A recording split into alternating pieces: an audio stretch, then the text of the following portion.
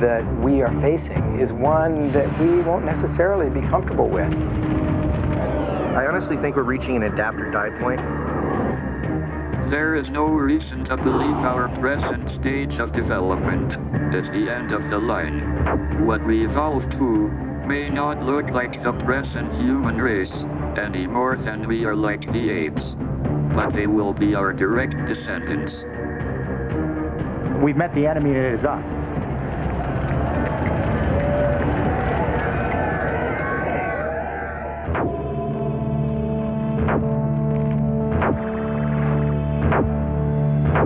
Great hulking factories, monuments to efficiency and the golden promise of the industrial age.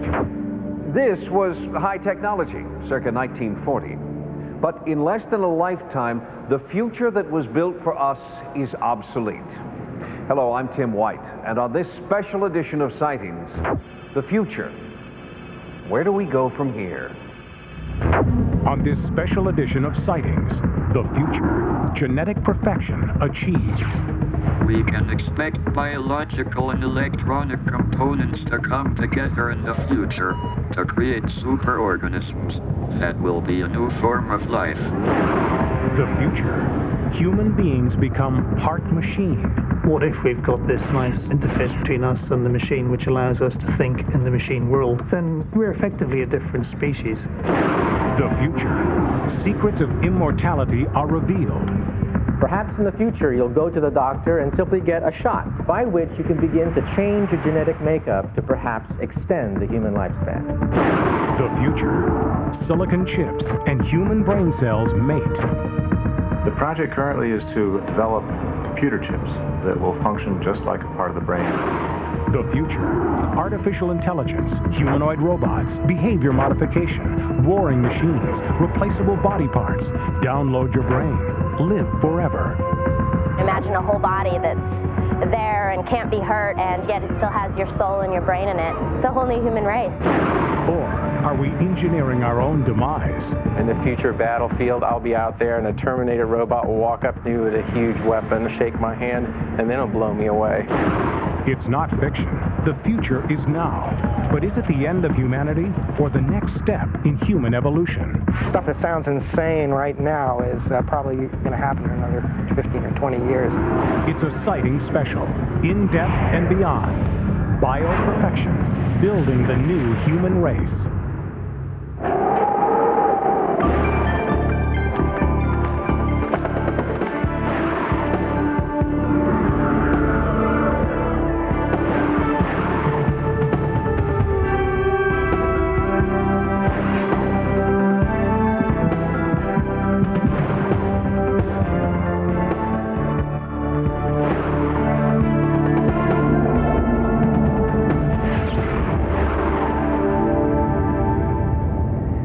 This silent, rusting dinosaur of the 20th century is extinct, as foretold not by the great thinkers of our day, but by street corner prophets.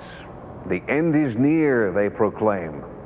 And as the 21st century approaches, some say the end is now.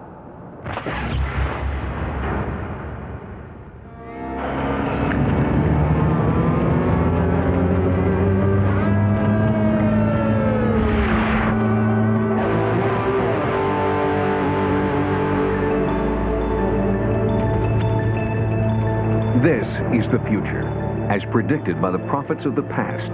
War, fire, panic, plague.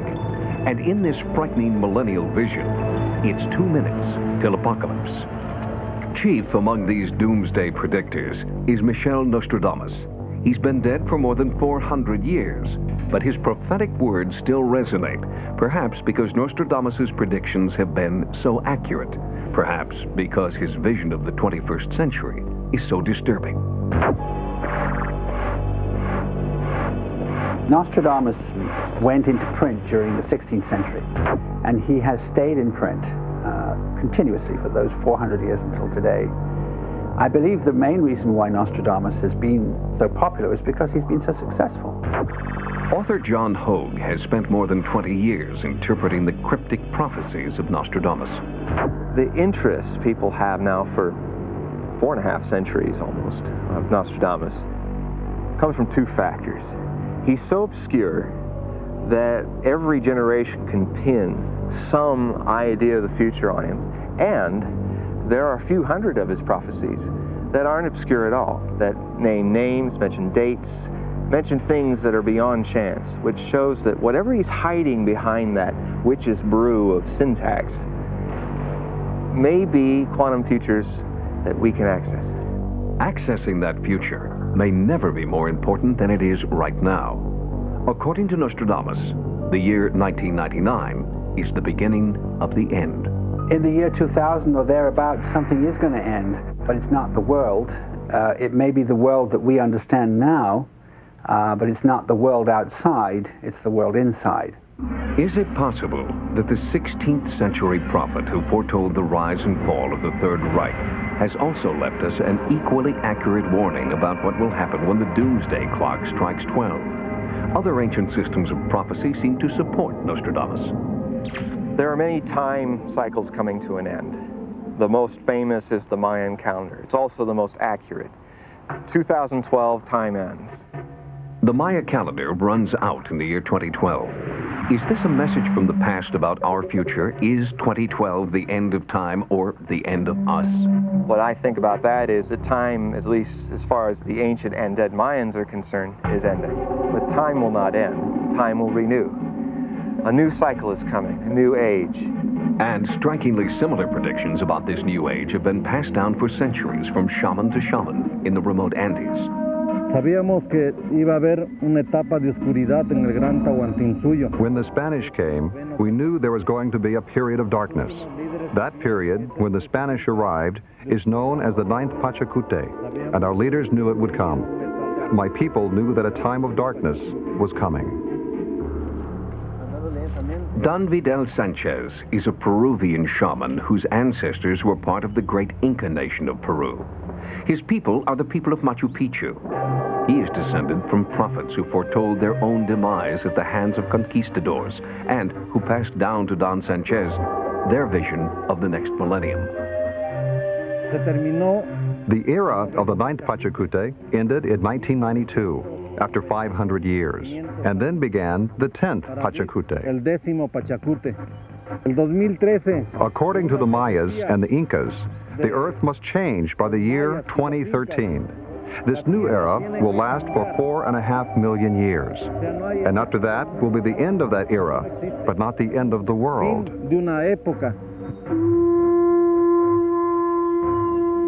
For indigenous peoples around the world, the Earth continues to turn and nature continues to take its course. Their prophecies are based on the inevitabilities of their natural world. But in a world ruled by technology, who is looking into our future? I thought that if we could predict the future, we would be less anxious about it. In the late 20th century, one man has brought technology and prophecy together for the first time. Terence McKenna is a writer and researcher who has developed a vision of the future that is alarming in its eerie similarity to what the Maya calendar has predicted. McKenna's calendar, called the Time Wave, is based on the Chinese fortune-telling system called the I Ching. And according to the Time Wave, the end is very near. The creation of the time wave arose out of thinking about the I Ching, thinking about the way the hexagrams of the I Ching are arranged. And out of that came a mathematical algorithm that obviously wanted to be a calendar. And when I looked at it as a calendar, I saw that it described the ebb and flow of change in history. In the I Ching, mathematical patterns called hexagrams trace the ups and downs of human life. But when applied to the timeline of history, the I Ching seems to trace the ups and downs of all humanity. Here, 1356, the Black Death, a third of the population of Europe, dies. And here, the culmination of the Italian Renaissance in 1492 with the discovery of the New World. Over here, the American and the French Revolutions. Here's World War II, and here's us. McKenna says that his time wave doesn't distinguish between the past and the future, and that it successfully marks all of history's most significant events. So the predictions of the past give us confidence that what it's saying about the future will also turn out to be true. On exactly December 21st, 2012, the year the Mayas said would be the end of time, McKenna's time wave calendar dips off the chart into infinity. Is this the apocalypse? I predict the most novel event in the history of the world in 2012.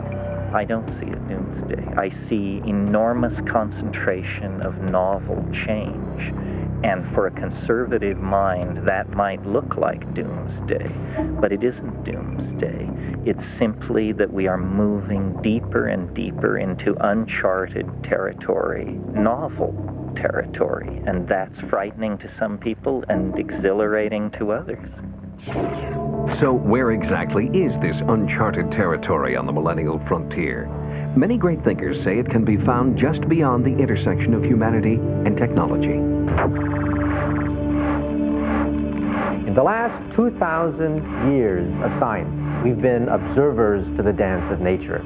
We've wondered, why is it that things grow? Why is it the sun shines? Why is it that our brains can function? For the last 2,000 years, those were unsolvable mysteries. In the next period of time, we will be able to manipulate matter, life, and intelligence almost at will. I do think we are at a crossroads. I think that we are rapidly maturing to the point where we might be wise enough to deal with some of the terrible decisions we're going to have to make. We passed one big test. We didn't blow up the world during 50 years of nuclear brinksmanship. That's one for us. Now we're going to have to pass tests dealing with cloning, nanotechnology, organic engineering, biological warfare, the communications revolution. We're going to have to pass all these tests over the course of the next 50 years. But who will we be in 2012, 2050, and beyond? Will we still be all flesh and blood, or will we be part human, part machine?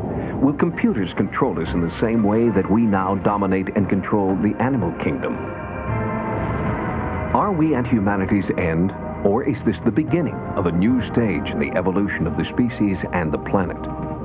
We now have the scientific expertise and the technical capacity to produce paradise or hell on this planet. That's the source of our anxiety about the future, because we know that it belongs to us. What will we build from the raw materials of the present?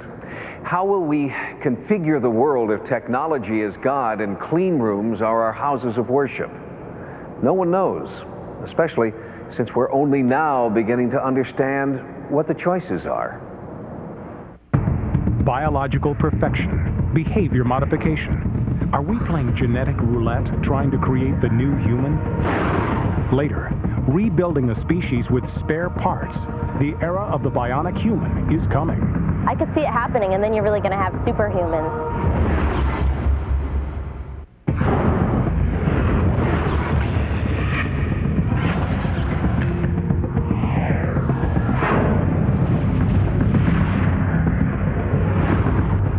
When Henry Ford perfected the assembly line at the turn of the last century, he single-handedly created an industrial complex that transformed the world.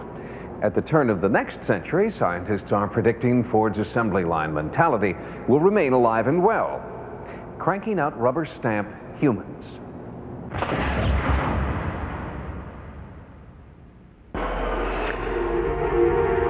Up to the past to the present day period of time, we were basically observers of nature. We could only look and wonder about the dance of nature. Today we are becoming master choreographers of nature. We're able to manipulate life for the first time in terms of DNA.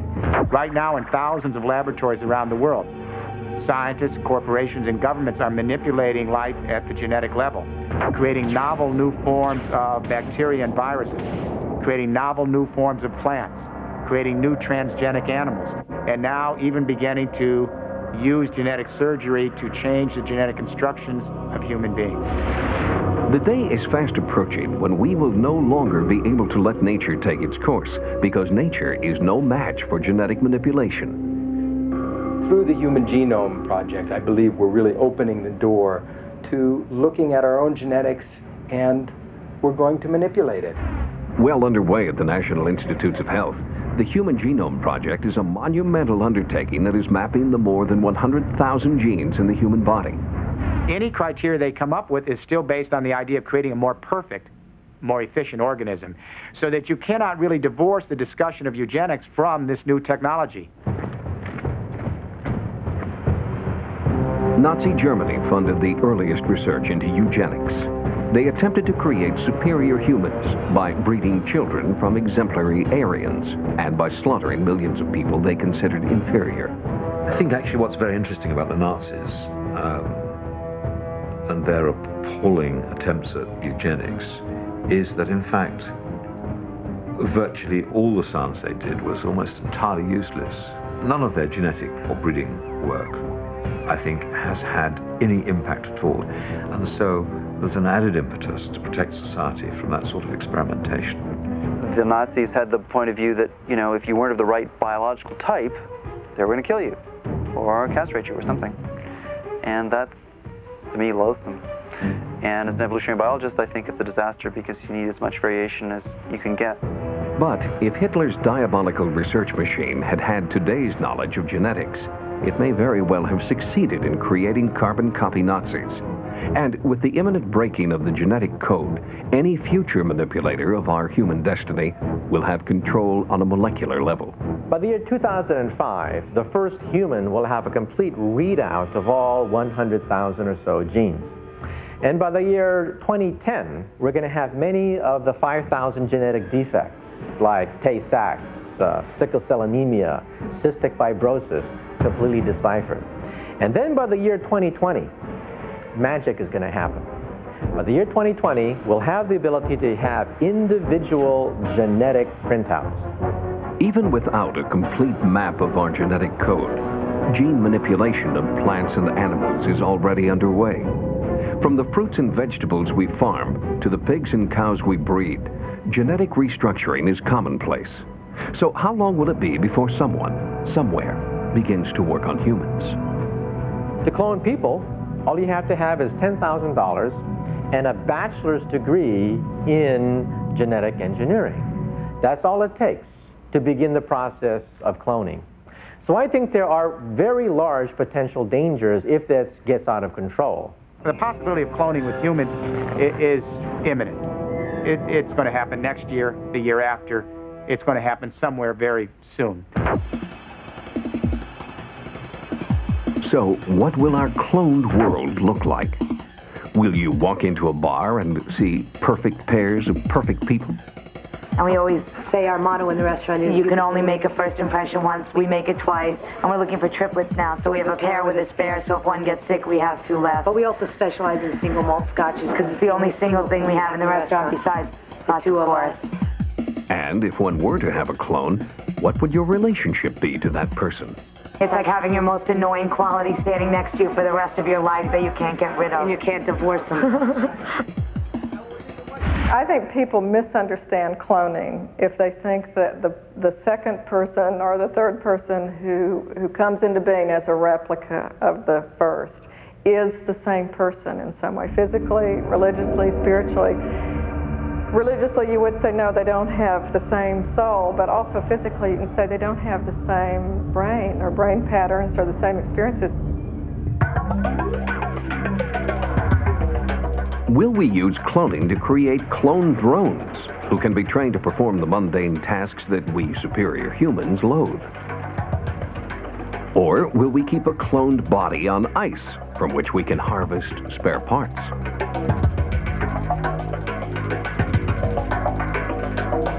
The vision actually is of a human sort of biomorph, a brain-dead human being that's grown for body parts, which is really grotesque vision of the future, and it's something that's very, very likely to happen.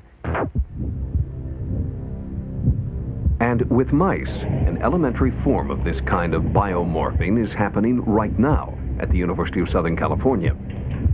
USC researchers may have isolated the genes responsible for pathological violence and have bred them into these mice. They are called super thug mice, and if left alone long enough, these transgenic mutations will tear each other limb from limb. So we'll have tremendous impact in the future because right now we don't understand that much about the molecular basis of this behavior. And once we understand that, we can design treatment for this behavior and modify the behavior, and that will help the society. The goal is to breed out sociopathic behaviors and then to breed in those biological qualities humans lack or just want more of. Within about 10 years or so, we should isolate the main genes concerning aging. And perhaps within 20 years, we'll begin to see the manipulation of these with gene therapy. Perhaps in the future, you'll go to the doctor and simply get a shot, just like you get an antibiotic shot today, or a vaccine, a shot by which you can begin to change your genetic makeup to perhaps extend the human lifespan. The biological clock is ticking for all of us, and no one understands this better than Dr. Michael Rose. He has spent the last 20 years trying to unlock the genetic code for aging. Ultimately, through breeding experiments with fruit flies, Dr. Rose believes he will be able to slow down or even reverse a process that has always been thought to be irreversible. Nobody, when I started, knew that people could do what I have been doing for the last 2 decades. Some people still don't. Some people still don't know that aging is something we can easily control, manipulate, and shape, and it's no fundamental deal. Most biologists, myself included, 20 years ago thought aging was a really fundamental preset feature of each particular organism's life. Couldn't change it. Well, we can change it. The fruit flies that Dr. Rose is breeding now will live twice as long as normal flies. If an equivalent breeding program were applied to humans, we would live for 200 years. One way to put it is to say when normal flies are 90% dead, 80% of these flies are still alive and leading very vigorous lives. They're acting like young flies, and they act like young flies for a very long time indeed. Given current advances in gene manipulation and pharmaceutical research, Dr. Rose believes that in the future, it will not be uncommon to meet someone who is 200, 300, or even 400 years old. Consider this. In the last 150 years alone, we've already doubled the human lifespan. There's almost no question about what's going to happen. Somebody working with some simpler organism, whether it's a mouse or a fruit fly, will discover a particular pathway that is associated with greatly increased lifespan, and they will discover pharmaceuticals that intervene in that pathway so that you can produce the change synthetically without doing a genetic change, and then they will try that pharmaceutical on humans. While science continues to make tremendous strides in life extension experiments, relatively little attention is being paid to what impact those experiments will have on society and on the planet itself. We posed that dilemma to one of the greatest thinkers of the 20th century, physicist Dr. Stephen Hawking. If we want to live forever, there's an awful lot to fix. Anyway, living forever wouldn't be much good. With human development through genetic engineering, one would soon get hopelessly obsolete. An awful lot of time and money is being spent on genetic engineering and genetic manipulation, while very little has been done to develop a real working code of ethics. This is the most powerful technology ever conceived by the human race. We now are on the cusp of a new era where we can become the architects, in part, of our own biological destiny. What are the environmental implications, the philosophical, ethical, and moral implications, the social and cultural implication of playing God with the genetic code of the biology of this planet? If you place a genetically engineered bacteria or virus or even a plant into ecosystems and then it runs amok, how do you clean it up? How do you constrain it? How do you bring it back to the lab? So because they're alive, they reproduce, they mutate, they migrate, you can't recall them to the laboratory. We're dealing with ecological roulette every time we place a novel genetically engineered organism into the environment. What's really frightening is that at this point, No one's minding the store of human knowledge. It's up to the individuals who are creating the future to decide, is it working? Is it sane? Is it moral? Coming up next on Sightings, out of disaster, the bionic human is born. It's a future where disability is eliminated with spare parts. Maybe in 40 years I won't need to worry about an organic hand. Maybe I'll just be able to get some kind of mechanical contrivance.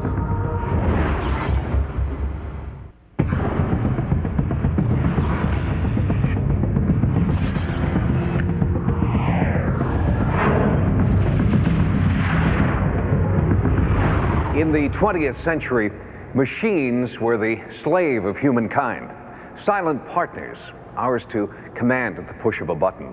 Well, now the lines are being blurred because scientists are experimenting with new ways of merging man and machine. The goal? To cheat disability and death.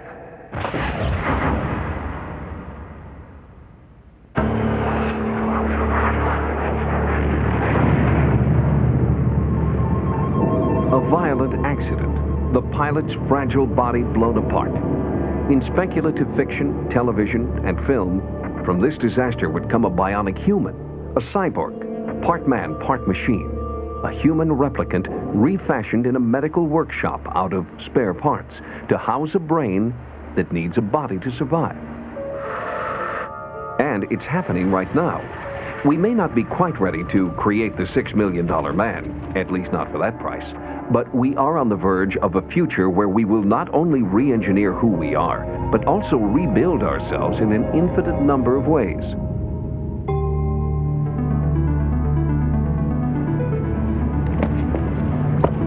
A discus thrower, a surfer, pioneers on the frontier of physical empowerment.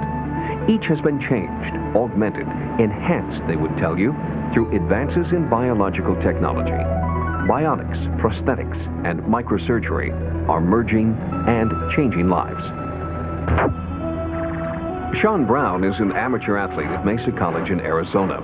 When he's not competing in track and field and football, Brown is helping to develop new and better body parts based on his personal experiences. Sean has worn a prosthetic left leg since 1991, and in that time he set a number of world records throwing the discus. In fact, Brown throws farther on his prosthetic leg than he ever did before. When I got a hold of the list of the world records, you know, it was down around 144 feet or something like that, like 44 meters, which I knew I could throw that without even a day of training. So I knew that there was an opportunity for me to come in and establish myself as a dominant discus thrower. And it wasn't just winning at the time, it was breaking a world record. And I was fortunate enough to have 8 consecutive world records. Nicolette Gibson was born without her right arm.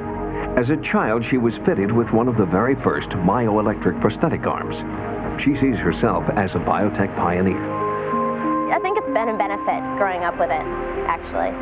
Part of it's been that I've overcome it. And so, you know, it gives me a lot of confidence. Like, I can go out there and surf, and I was a professional snowboarder and a nationally ranked tennis player, and I got a lot more attention than anyone else that was a professional snowboarder, because, you know, it was like I'd gone one step further than them. Tom Guth heads RGP Prosthetics Research Center. For the past 30 years, he has been designing, engineering, and fitting state-of-the-art prostheses for physically active men and women. As a result, Dr. Guth has gotten comfortable with creating the impossible, whether for now or in the near future. Well, I've always taken an interest in athletes for 2 reasons. One is they're asking me to do things that most prosthetists will tell their amputees they can't do. And so I thought, well, this challenges me because I have to create something for these people that seems impossible. We're working with another doctor over here at the university, and he's mapping the brain, and he was using arm amputees because in our brain we're finding out what makes what function, and what they're trying to do is enhance that. Well, prosthetics will be able to enhance that once they get to the point where they're put on and permanent, more like a Luke Skywalker. So you'd actually have a stronger arm or hand than a normal person. I'll probably end up, you know, having a better, stronger arm than everyone else out there. I mean, that's kind of what I'm hoping for down the line, when they can make an arm that lets go quickly and that is waterproof, and definitely I'll have superpowers to some extent. I think what you're going to end up having is a prosthesis implanted on a patient. And the thing that's has been stopping that from happening is the fact that we have no artificial skin that will group up to the regular skin and grow together. I don't know what year that'll happen, but it will happen. And the skin will cover the whole thing, and it'll heal itself if it gets punctured. That's probably where prosthetics will go. But the day they have it on the market where you can go in and get the bionic leg made and cover it with actual flesh, I'd probably be the first to go for it. Judging by how much it's moved in the last 20 years, it wouldn't be unrealistic to say that it could be in the next 20. The mechanics of artificial limbs are nearly as sophisticated as real flesh and blood. So the next step for researchers is inevitable.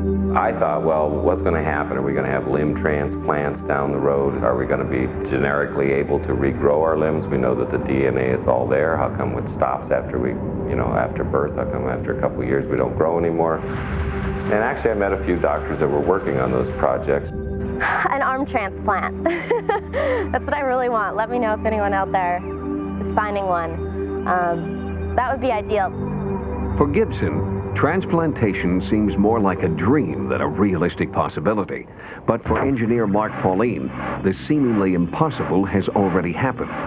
While experimenting with an engine and highly volatile fuel, Pauline lost most of his hand in a devastating explosion. I was tapping a pin out, and it detonated and practically killed me. And it blew all the fingers off of my hand, except for this one, which they were able to reattach. I had a part taken off my back to replace this, and I had a toe from one foot and a toe from another foot placed on my hand where I can see them more easily. It's not a pretty sight, one which Pauline hopes to rectify by being the first to have a complete hand transplant with breakthrough microsurgery.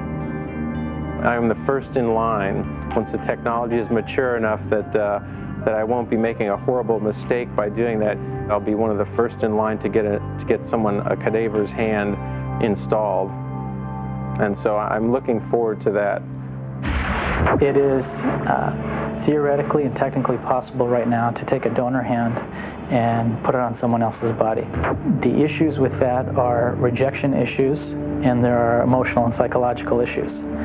The person would have to be looking at somebody else's hand on a daily basis, somebody else's tissue and flesh, and there would certainly be emotional, moral, and ethical implications with that. And then again, maybe in 40 years I won't need to worry about an organic hand. Maybe I'll just be able to get some kind of mechanical contrivance, which would be that much better.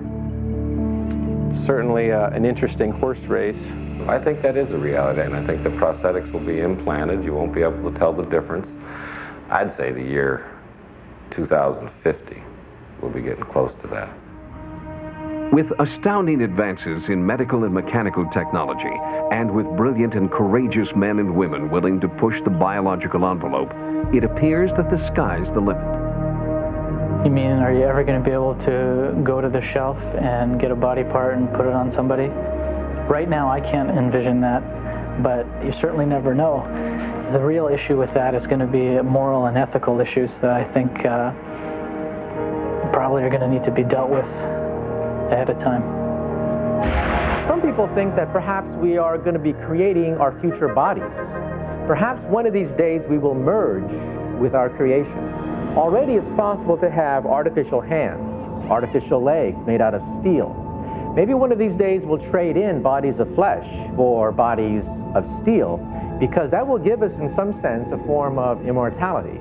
I could see it happening, and then you're really going to have superhumans, because if they, it starts with an arm that gives me more power. I mean, imagine a whole body that's there and can't be hurt and waterproof and stronger, and yet it still has your soul and your brain in it. It's a whole new human race, right? At the University of Cambridge, some of humanity's most basic prejudices are being redefined for the future. Among them, what is disability? At the Department for Applied Mathematics and Theoretical Physics, a man whose body is racked by disease can still communicate his revolutionary discoveries about the birth of the universe. Dr. Stephen J. Hawking has Lou Gehrig's disease. He cannot speak, can move only a few muscles, and yet his brilliant mind is undamaged. He communicates to the world through a process of word selection on a computer, which then translates the signal to voice synthesizer. I would expect the total Hamiltonian would be gauge invariant. A newer version uses the world's smallest Pentium computer designed at Cambridge Adaptive Communications. Here, they specialize in freeing the mind from the constraints of an uncooperative body. It's all about allowing people who may be trapped because of their physical disabilities. It's going to allow them to start communicating with the outside world.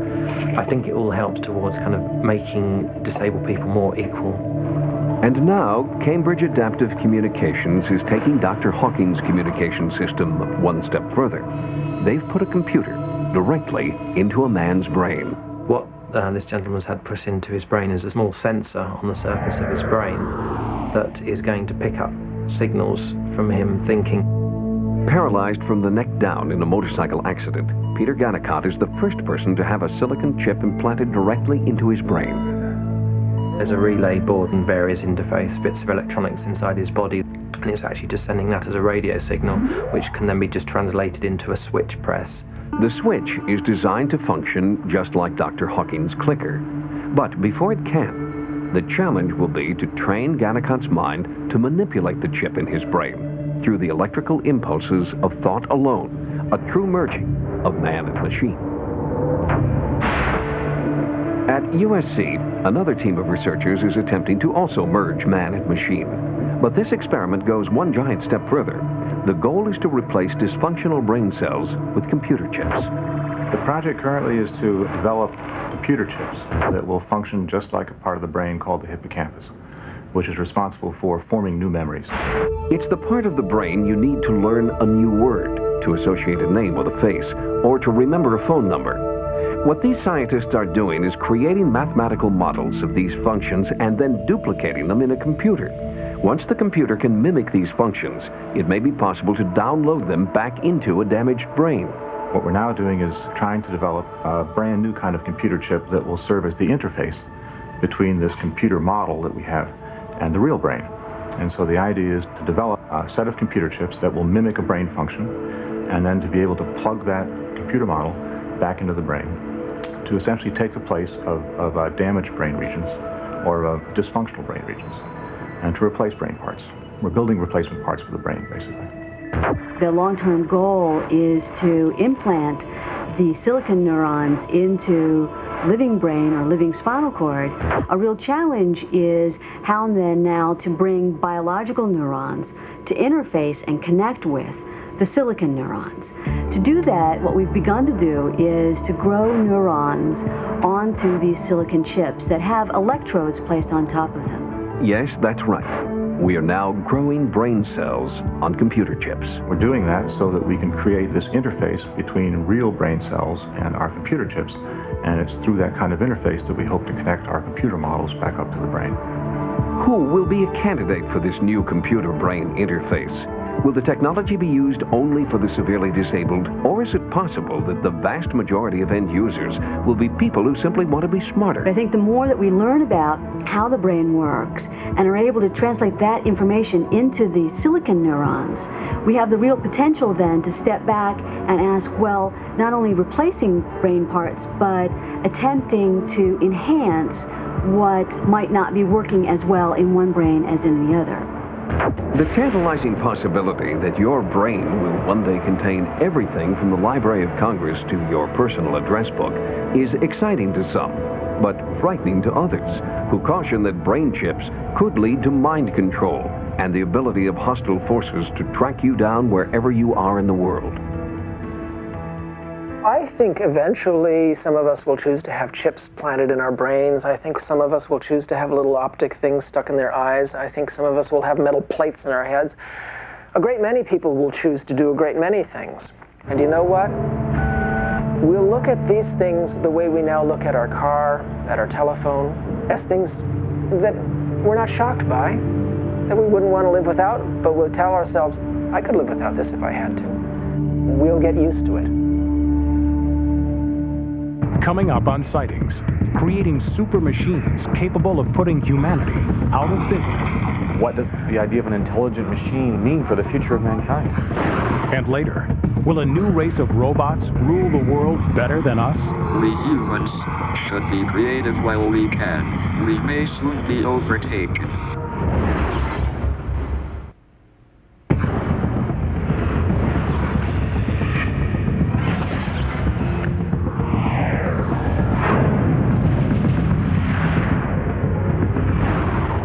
The worldwide domination of computer technology is touted as a revolution in a box. But it's wise to remember that in every revolution there's a winner and a loser. And if the computers emerge victorious, what kind of world will they create for us?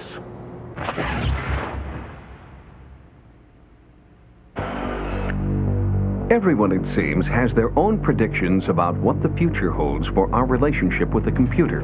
But predictions, even scientific ones, are just guesses. There's only one thing for sure. Computers are going to get a whole lot smarter. There's something called Moore's Law. Moore's Law states that the power of the computer doubles every 18 months. Now, if you project now into the future, Moore's Law states that probably within 30 to 50 years, we will have machines as fast and as powerful as the human brain. With this rapid advancement of computer intelligence comes the threat that this intelligence will become greater than our own, alive and unstoppable through the internet. Maybe how we'll know if and when the internet is a living system is when it tells us that so. And it'll also let us know if it wants to take over or if it wants to unite with us in some form of feral intercourse or whatever, you know. The computer is now the most ubiquitous tool, machine, that human society has ever created. The most ubiquitous. It is everywhere. Kirkpatrick Sale is a neo-Luddite, staunchly anti-technology. He's written 8 books and has never used a computer. I feel that it is a loathsome machine, and it makes me ill even to contemplate it, so I won't use it. How much does Kirkpatrick Sale hate computers? I do it as a metaphor, a wake-up call to people who think that there is no downside to these computers and that everything is wonderful. I'm certain that we are about to experience more and more of the horrors of the downside of this computer. Sale knows he can never smash enough computers to change the future of technology, but maybe he can change people's minds about their future with technology. I've smashed dozens of them. It still has no effect upon computers. There's no way to escape it. This computer will customize a drug specifically for your condition. We are literally encased by a technological world. I think that if anybody really sat and thought about it, they would realize that their entire survival, everything from where they get their food to how they amuse themselves, is completely dependent on mass technologies. Gary Kasparov has arrived. In the spring of 1997, an IBM computer named Deep Blue presented the first serious challenge to the world's greatest human chess player. Never had so much international attention been paid to a chess championship. Would Garry Kasparov, the grandest grandmaster of all, be able to outplay a computer capable of thinking through 400 million positions per second? But if chess were simply a game of calculation, there would obviously be no contest. But Kasparov believed he could beat the computer because chess is strategy, and great players often win because they sense how their opponent will move. We should recognize that the machine was fighting a world champion who was trying his best, and the machine was at the level. That's why I believe that this match could have a major importance in order to compare 2 different approaches. One is the approach of the machine, and another one is the approach of a human being. Because we played nearly equal chess in that match, but having a totally different set of mind. Deep Blue has resigned, and Garry Kasparov has won the first game of the rematch. And World champion Kasparov did win the first match, bolstering his contention that great chess was not simply a matter of mathematical calculation. But something about that first match was disturbing. The computer seemed to know more about Kasparov's style of play than he did. And then the game 2 was played. I didn't play a good game of chess. I mean, I played something very awful. That Gary tried to do against me. It's not only about losing or winning this game. It was about my psychological status for the rest of the match. Because machine went on long thinking. Not only was the computer making brilliant moves, it also seemed to be learning from its mistakes, sinking Kasparov into deeper and deeper psychological turmoil with every move. Later, Kasparov would say the computer played like a god.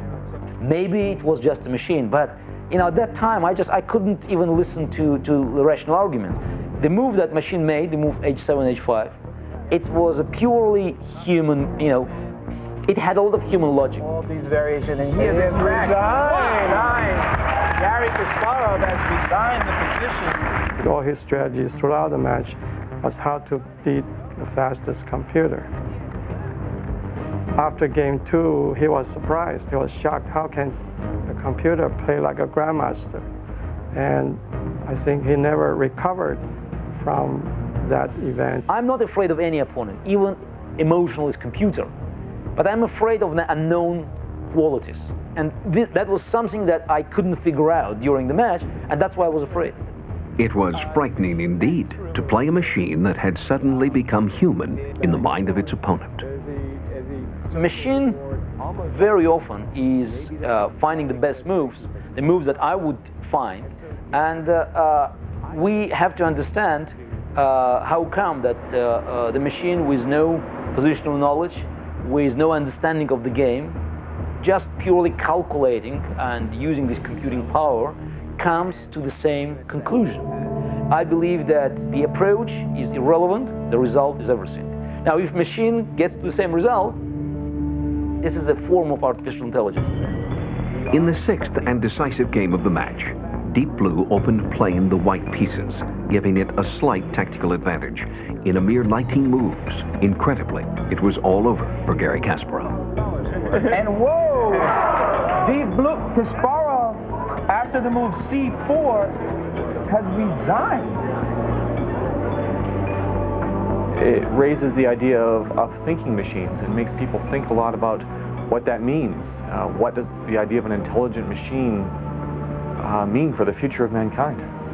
Everybody is very concerned about the future role that computers will play in our life, because it will affect everybody's lives. How can you compare a computer, quote-unquote, intelligence with humans? Every normal comparison will fail because we're so different. Suddenly, chess was able to provide a unique measure of these two different powers, because there was a result. Somebody wins, somebody loses. And that's why I was a great proponent of man versus machine contest. And therein lies the question we must ask and answer in the future. How different are we from the technology we create? What do we as human beings bring to the table of existential experience that a computer will never duplicate? I have never had much interest in chess.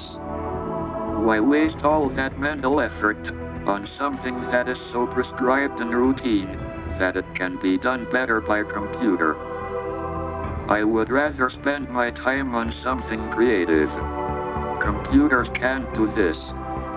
They are very good at exploring the consequences of rules, like in chess, but at least at the moment, they can't invent the rules. Until they can, they won't deserve the description, artificial intelligence. We humans should be creative while we can. We may soon be overtaken. Next on Sightings, will we remain the dominant species on the planet, or will biology and technology merge, creating a new species that will rule the world? In the not too distant future, it'll be a robot world, not a human world.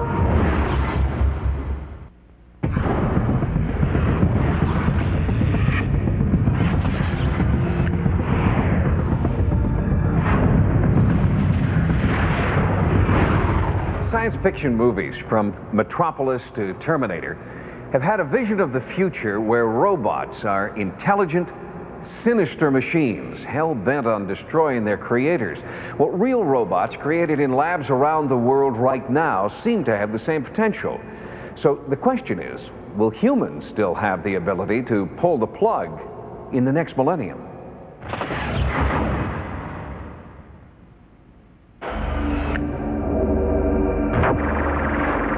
My own feeling is that in the not too distant future, we're going to have machines that are more intelligent than humans, particularly when we look at networks of machines.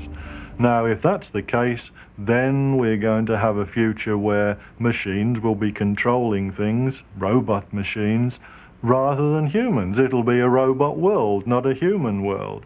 We'll be very much second-class citizens. There's no controversy about the fact that computers and robots are engineered.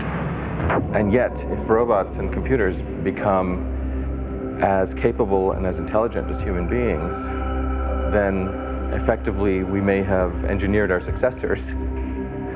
And the biology, in fact, will be just a footnote. Do we have anything to fear from a future world dominated by robot intelligence? Judging by the way humans have dominated our subordinate species in the past, the answer is yes. How do we treat cows? How do we treat sheep? Well, we put them on farms. When they get to a certain age, we kill them. That's how we treat the other animals. We certainly don't treat them equally and give them a vote in elections. I mean, we'd be crazy giving cows a vote in our elections and so on. So when we look to a future with machines being more intelligent than humans, are they going to give us a vote in their elections? Well, no, they'd be crazy to do that. What are they going to do? That we're going to have human zoos and human farms. There are, of course, many positive benefits to robotics in our society, from manufacturing to farming, in space exploration and hazardous waste disposal. They will be indispensable tools in the future, but is it realistic to expect them ever to do more than we program them to do? Can robots ever be human? We have the Honda P2 robot, which can walk around just like a human for about 15 minutes. It can push carts, it can walk up and down stairs. So physically, we've got things that look like humans, they're the same size and they walk around a bit like humans. In terms of intelligence, then robots are still some way away. Recent breakthroughs in cybernetics mean that in 20 years, robots will exist with brain power equal to our own. Some people say, why should we build robots that are going to put us out of a job, that are going to make humans obsolete? One of these days, we're going to build a robot so big, someone will say, is there a God? And the computer will say, yes, here I am. That's very dangerous. It is possible, now within a 50 to 100 year span of time, that we will have robots with their own goals, their own ideas about what life should be like. They could be dangerous to us. That's why I think we should always have the plug and be ready to pull it once we have machines that have a will of their own, that are stronger than us, that are perhaps smarter than us, and have desires other than our own. Once we've switched on the first machine or machines that are more intelligent than we are, we probably won't get the chance to switch them off. We won't get the chance to say, hey, we got it wrong, let's think again about it. Because they're more intelligent than we are, they are in control of the situation. How will they control us? Cybernetic researchers hope it will be through their superior intellect, but there are indications that we are more likely to be controlled through the forces of a soulless, unstoppable Terminator-like future.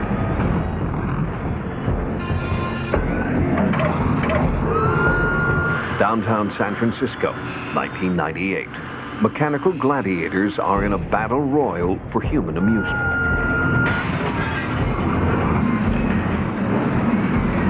This is the work of SRL, Survival Research Labs.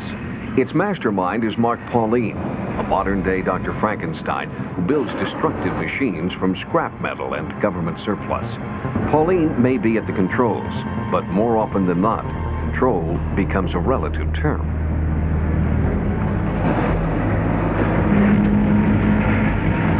We go back and kind of flip through the pages of technology and go through what was done in military technologies, what was done in industrial technologies, and look at them and say, well, okay, you can take a jet engine and you can use it to fly a plane with, you can use it in a car or something like that.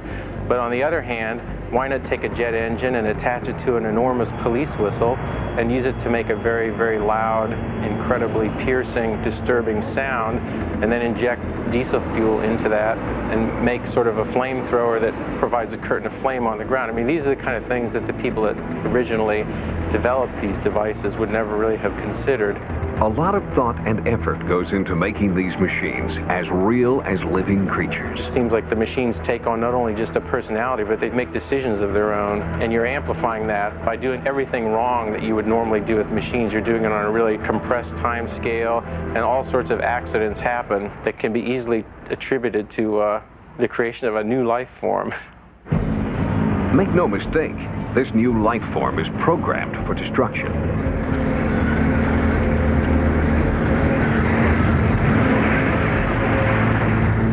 Any of the devices that we make, pretty much the bottom line is it has to be visibly apparent that they could kill you instantly if something should go amiss. They're very powerful machines, and we maybe don't have the luxury of really dealing with the safety issues like a regular laboratory would make. There's a lot of fear involved too. You have to be very careful around machines like this. You know, I think the relationship again is more like you're dealing with wild animals, really. The robots will become increasingly flexible, increasingly more initially animal-like and then human-like, adaptable, basically. SRL doesn't just operate remote-controlled robots. They have also adapted military technology to operate their war machines through the internet from anywhere in the world.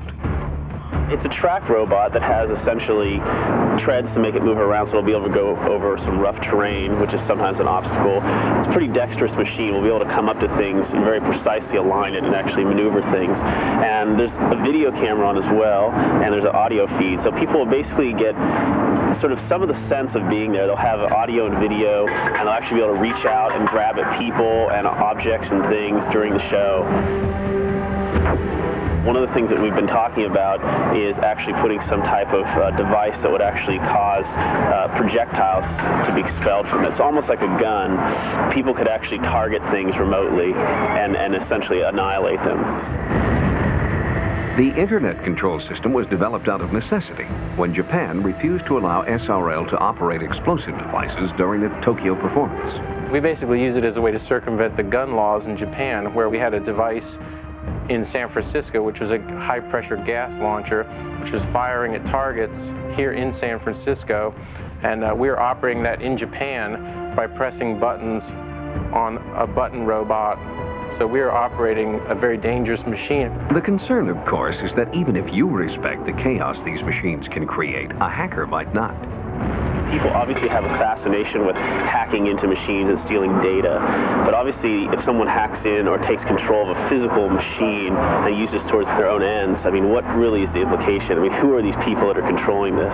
You don't know if it's friend or foe, and this is pretty much what's going on in the military. In fact, the military of the future is one that will fight with the lethal combination of robots, computers, and ammunition.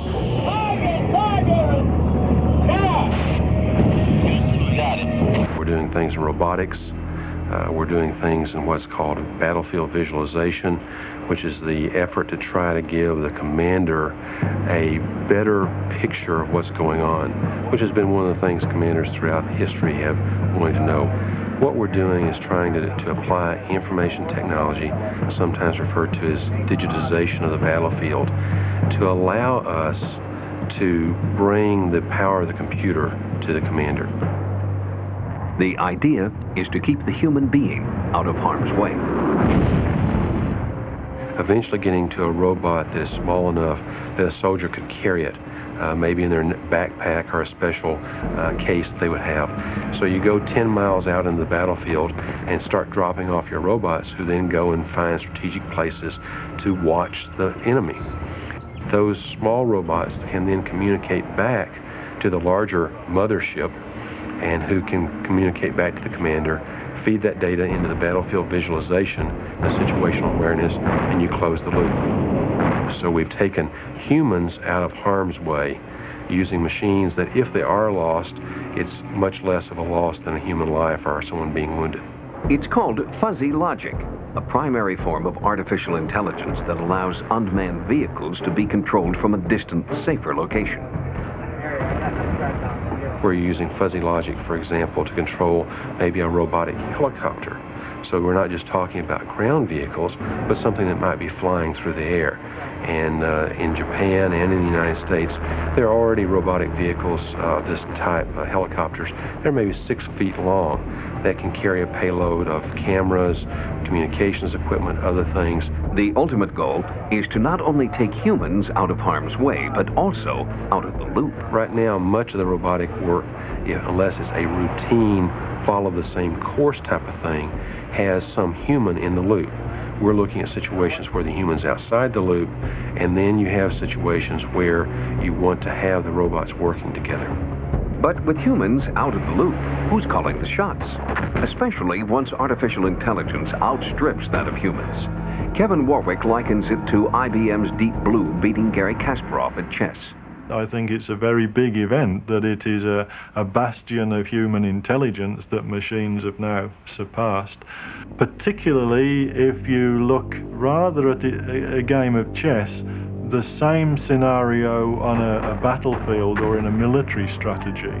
Now we pit a human brain against a machine brain, and if we're saying there that the machine brain can outwit, can outmaneuver, can outplan the human brain, then we're looking at military strategies for the future being intelligent machines fighting intelligent machines and no human involvement, because the machines can think better in that way.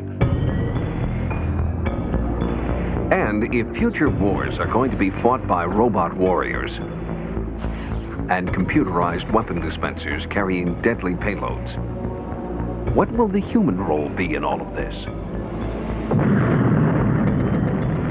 Could there ever be enough security to prevent urban terrorism or an insane threat from an unstable world leader? We're trying to expose some of the elements that are going to come out as consequences of research into robotics, telerobotics, and there's certainly a number of empowering things. I mean, certainly if you could visit a remote place and interact, that's a very interesting thing, but we also here are more concerned with the actual interactions that are perhaps more lethal. Imagine it, a destructive machine, perhaps an unmanned fighter jet with a lethal payload, controlled over the internet. Just pull the plug, you say. Well, it may not be that simple, since a machine with artificial intelligence would certainly have knowledge of the basic rule of natural law, known as survival of the fittest.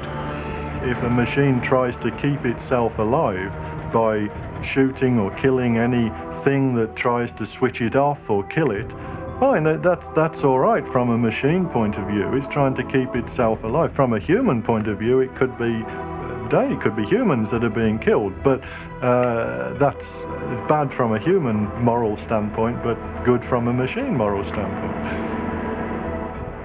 A future where the weapons of mass destruction are controlled by artificial or machine intelligence is a frightening thought. Yet there is hope in the belief of many technologists that perhaps the weapons we build will be so intelligent they will choose not to fight each other. What happens when robots become more intelligent than humans? The machines will take over ultimately, and it may not be that bad. Thinking machines that one day may rule the world. Next on Sightings.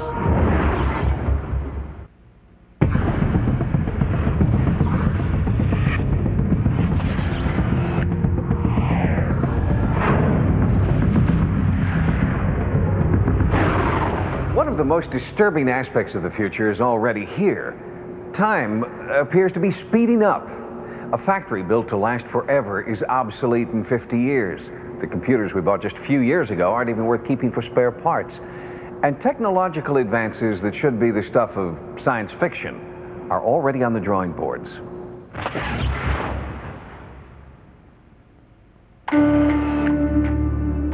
I think we're looking at 10 years when a single computer has the same brain capacity as a human brain. But computers have the big advantage that they can be networked together, and really the brain that you're looking at in a computer or machine brain is not a single brain, it's a whole network communicating very rapidly. So I think it's not such a clear picture, but 10 years and we're in a bit of a problem area, I think. At the Department of Cybernetics at Reading University in England, Kevin Warwick directs a project aimed at empowering machines to think for themselves. And just like a human baby, before a robot can walk, it must learn to crawl. This robot has not been programmed to move forward. It has only been given enough information to, hopefully, allow the infant robot to figure it out for itself. Come on, Alma, pick yourself up, girl. Inside, she's learning literally how to walk, how to organize herself in terms of the 6 legs for that particular goal, for that particular thing. Within 10 minutes, the robot Warwick affectionately calls Elma has learned how to walk with confidence, just a fraction of the time it takes a human baby. It's only a small demonstration in terms of its walking, and the robot can learn how to do that. In terms of learning generally, if a robot can learn that particular thing, there's nothing to stop robots, machines learning anything, essentially. As the world's leading expert in cybernetics, Professor Warwick is keenly aware of the implications that this research will have, and is calling for an international robot anti-proliferation treaty. I don't see any problem with me looking in the area, with researching in the area. I think that's good. We have to find out what the problems are. It's perhaps more the defense interests and the commercial interests where everything for them is more progress and staying one step ahead. In the university world, one can say, hey, there could be a problem here, let's watch what we're doing. But will any machine, no matter how intelligent, ever really be able to usurp its human creators? I think a sufficiently intelligent entity will be able to manipulate us any way it wants, probably without us even knowing it. But on the other hand, a sufficiently intelligent entity, especially one that's descended from us, is likely to think about us once in a while, and may in fact give us a kind of existence in its thoughts that's more secure than anything we could have done just with our own limited minds. So I think, yes, the machines will take over ultimately, and it may not be that bad.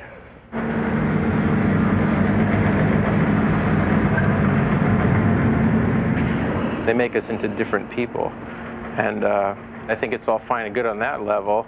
I mean, at a certain point, if machines reach beyond just being helpmates and they become, you know, something along the lines of Terminator robots, then it's a whole different ball game.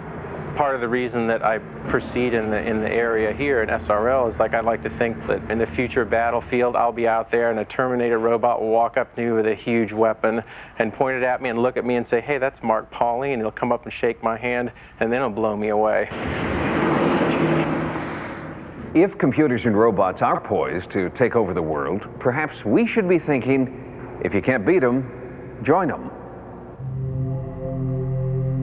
We can expect biological and electronic components to come together in the future to create superorganisms that will be a new form of life. But for this to be possible, we have to develop a better interface between them. Human-computer interface has long been a staple of science fiction. And if we see the human brain as an internal hard drive and brain cells as organic microprocessors, it seems likely that someday we will be able to turn on, tune in, and upload. We're talking about being able to have devices which will hook up directly to the human brain. However, the brain is going to remain a mystery for many decades to come. There are as many brain cells in the brain as there are stars in the galaxy. the fastest supercomputer known to mankind is still at least 1,000 times slower than, the stupidest human being. So the computer is a stupid beast by any stretch of the imagination. But it is becoming smarter at a rate of about 1,000 a decade, and that seems to be, the current rate. That might well accelerate in the future. We expect a computer by 2015 to have roughly the same memory capacity as you do, and we expect it also around about the same time, plus or minus 5 years, to have the same intelligence. At the moment, the best we can do to transfer information is a computer screen in one direction and a keyboard in the other. Both of these have a low baud rate, or rate of data flow. It's a very archaic system that we have at the moment, and most people get very, very annoyed with the interface they have to the computer. They feel like taking an axe to it every now and again. We just have a terrible handle on interfacing computers to people at the moment. In Ipswich, England, the Research and Development Department at British Telecom isn't waiting for technology to catch up.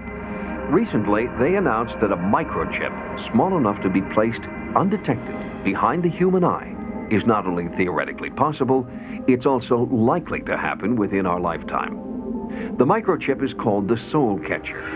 Our speculation, we thought that, well, what if we've got really smart machines? What if we've got this nice interface between us and the machine which allows us to think in the machine world in a computer which is 1,000,000 times smarter than us? Doesn't that mean that we're 1,000,000 times smarter too?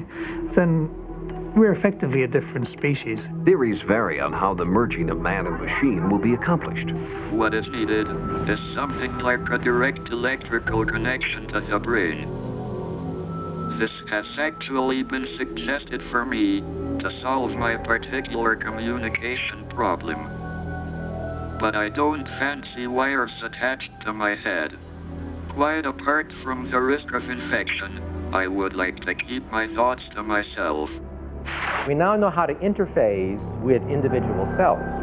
But the interface with the human brain is still impossible. There are literally hundreds of millions of connections that we simply don't know how to decipher them. We simply do not know which neuron connects to which brain cell. But again, on a scale of 50 years, 50 to 100 years, we're in that realm now where we can begin to tease apart, nerve for nerve, the way in which our brains are hooked together. I, for one, wouldn't want to queue up to get surgery to have a chip implanted in my head. It's something about us which resists that much of a link to the machines. But if it's something which is just an intuitive understanding by the machine, it's much less threatening. It's something you can walk away from if you don't like it.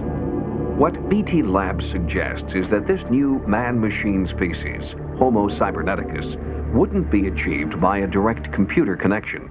Instead of being hardwired into your brain, the computer would be able, through electromagnetic impulse, to read your mind. So you could build up a model of the brain which works exactly the same way as your brain on a very smart computer outside, which would be no trivial task at all. But say 30, 35, 40 years in the future, we could probably do that. Now that's very exciting indeed, because then just by thinking, you can have that thought emulated in the outside computer, and you do then have a definite way of having this direct brain link. We're a long way from even being able to consider the recording of consciousness. We don't yet know what consciousness is, what it constitutes. That's still one of the big arguments in the emerging science of artificial intelligence. What is intelligence? We don't know how human beings work, so we're not quite sure what we're supposed to be modeling. To download a human mind onto a computer, we would have to understand how the brain and intelligence work. But if we could do that, we could design a much better mind, free from all the encumbrances that evolution has left us with. So why bother with human minds? In less than 40 years, we've gone from punch cards to computers with voice recognition. Computers with mind recognition are probably not far behind.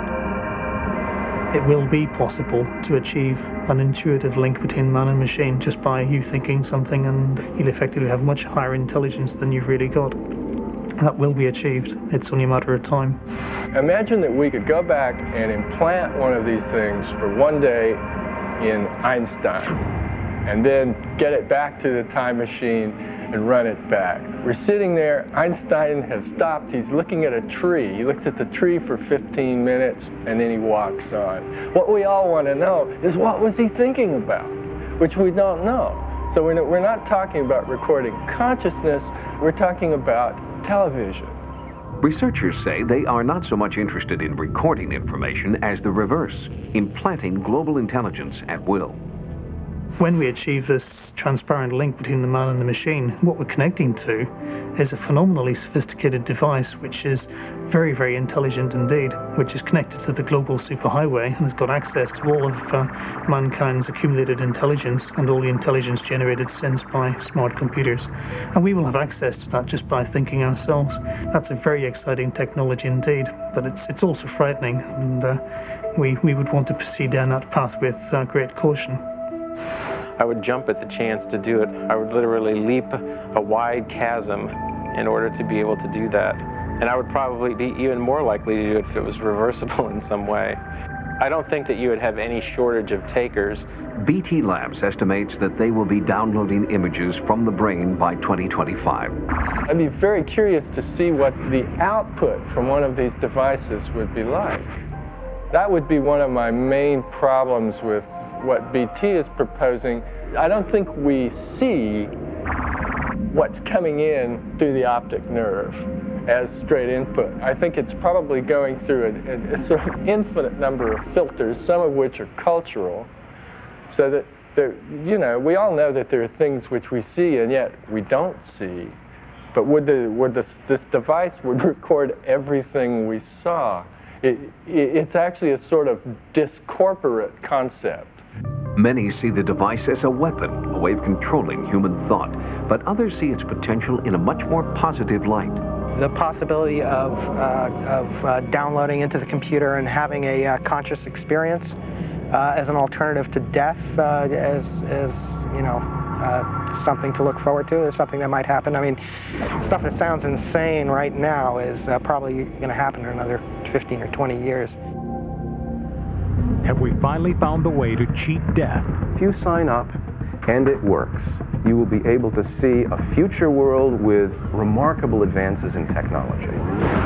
Will we be a species of immortals? Next on Sightings.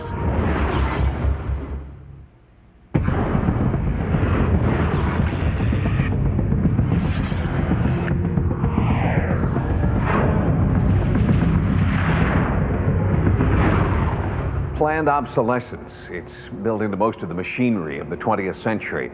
And let's face it, it's built into us too. No one lives forever. At least not yet.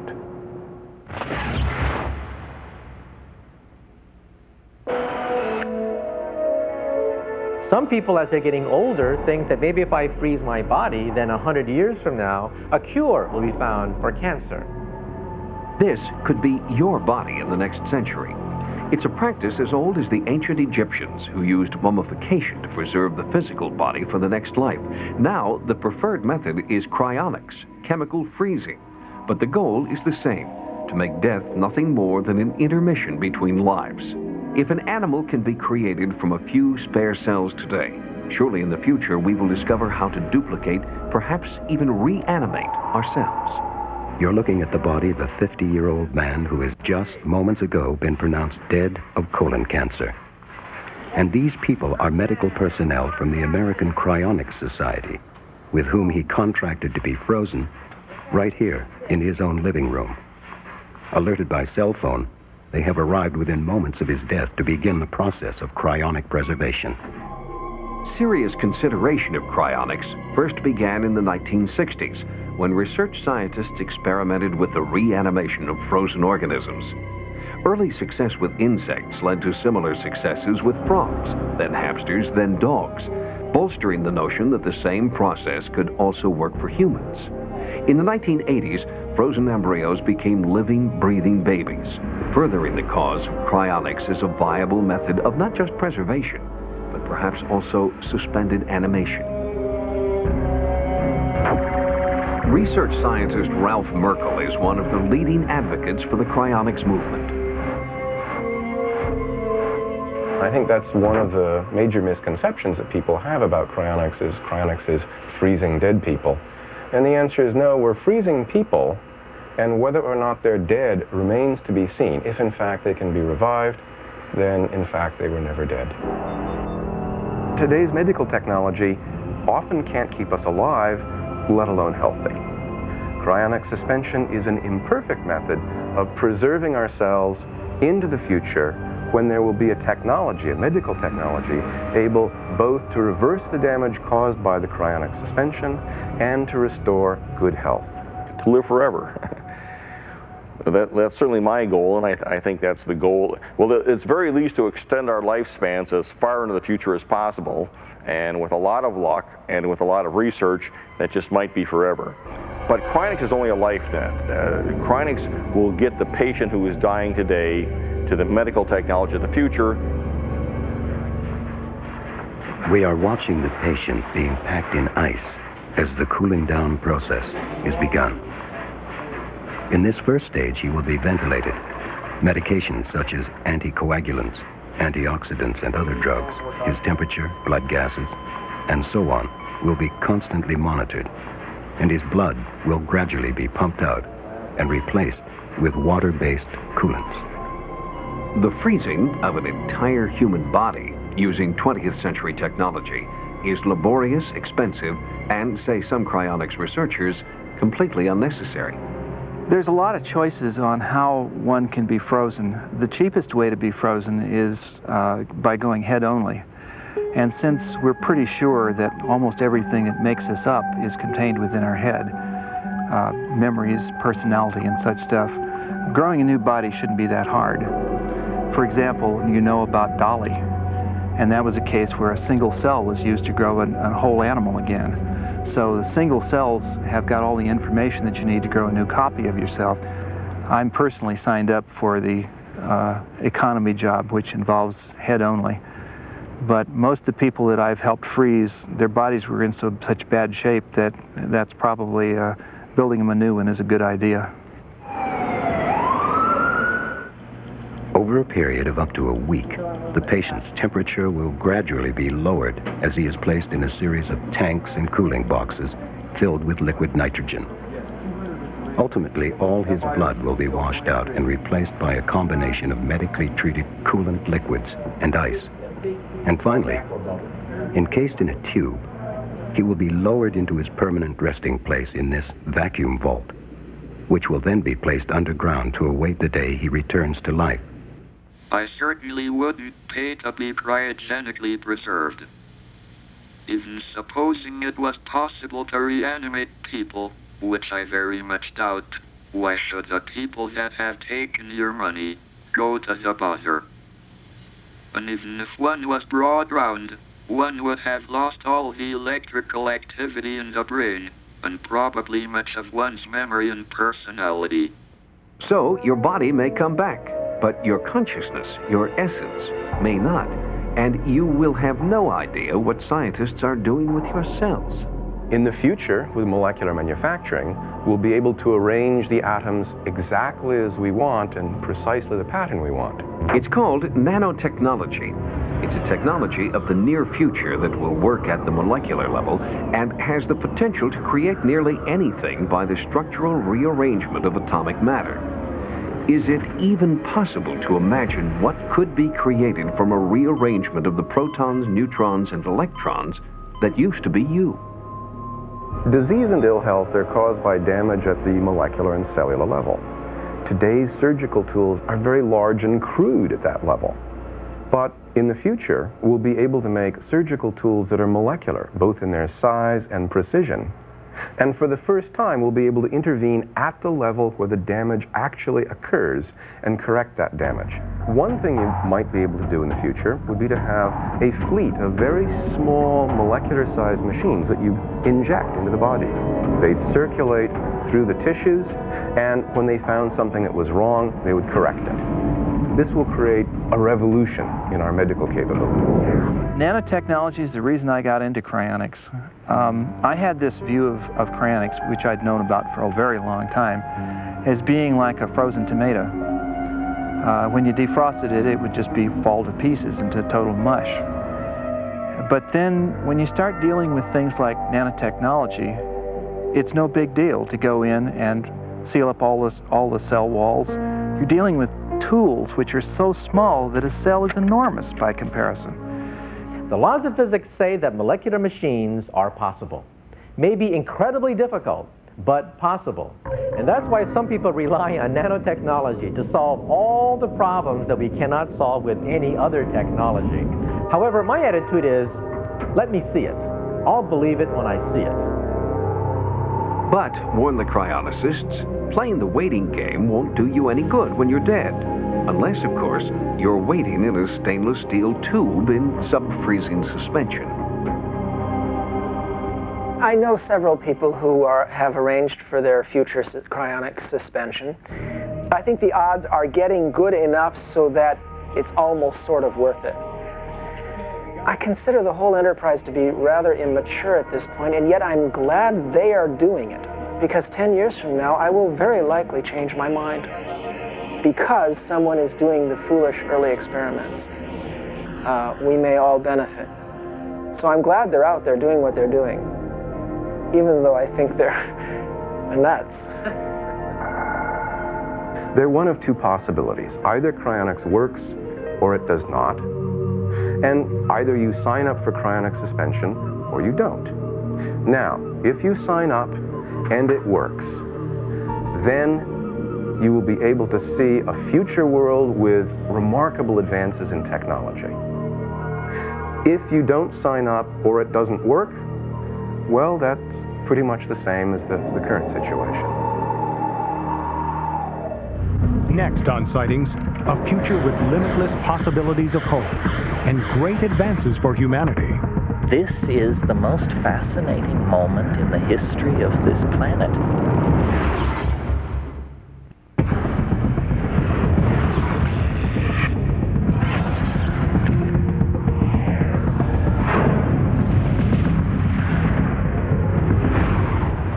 In an uncertain future, apocalypse is easy.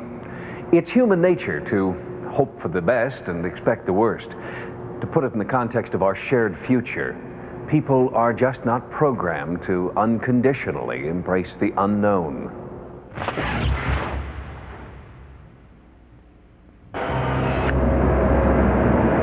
The reason this millennium is different from other millennial expectations in the past is that technology can now actually deliver extinction or transformation to the human race. It no longer is something we talk about. It's something some of us are doing.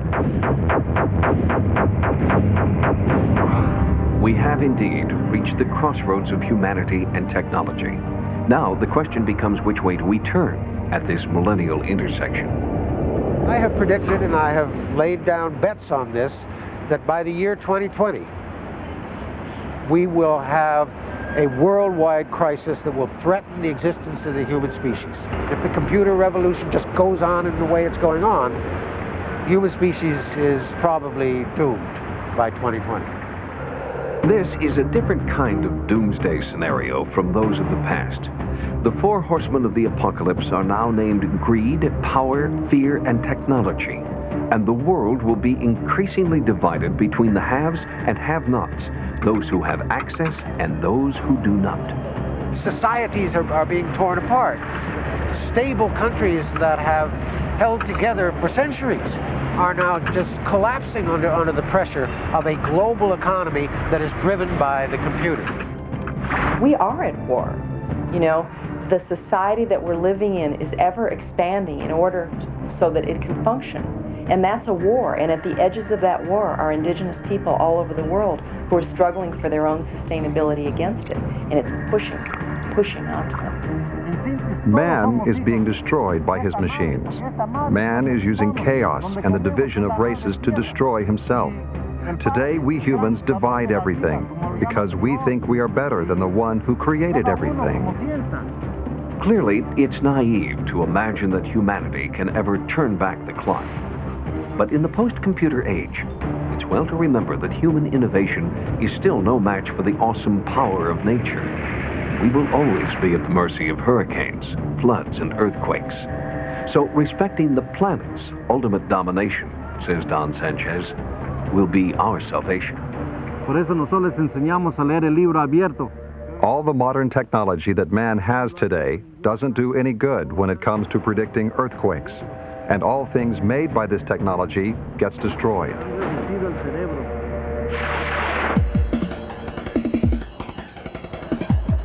And in the midst of rampant technological advancement, there are signs that even the most ardent supporters of a plugged-in universe still crave a primal human connection.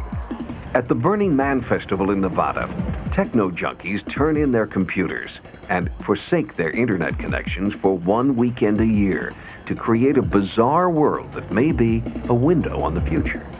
Is this the need for human contact in a world of isolation, or the first signs of a world gone mad? In Burning Man, you can see that there's actually the evolution of genuine eccentricity, you know, a genuine surrealism happening.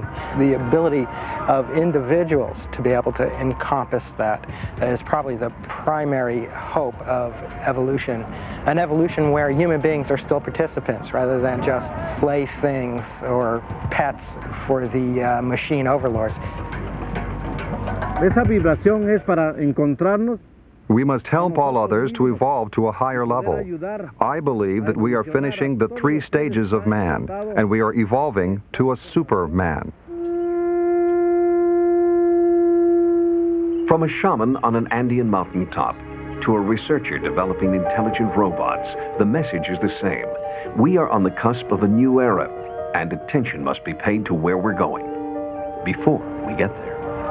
So I don't think people will be much different in 30 to 40 years.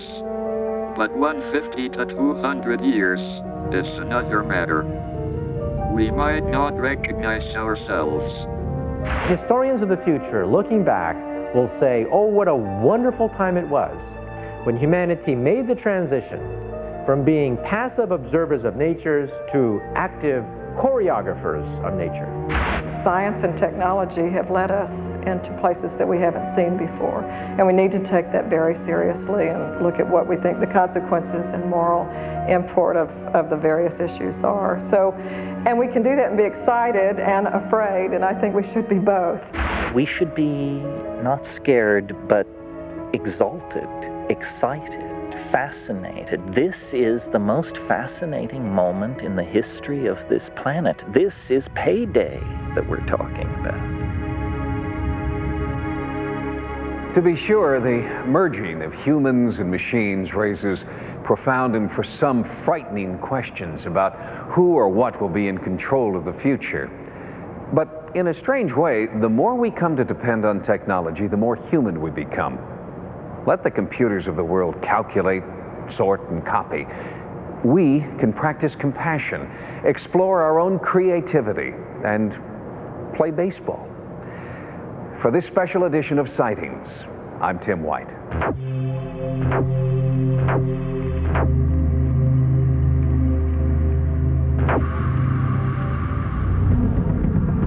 Tomorrow, don't miss an all-new Sci-Fi Channel special. He has been described as one of the 20th century's most important science fiction writers.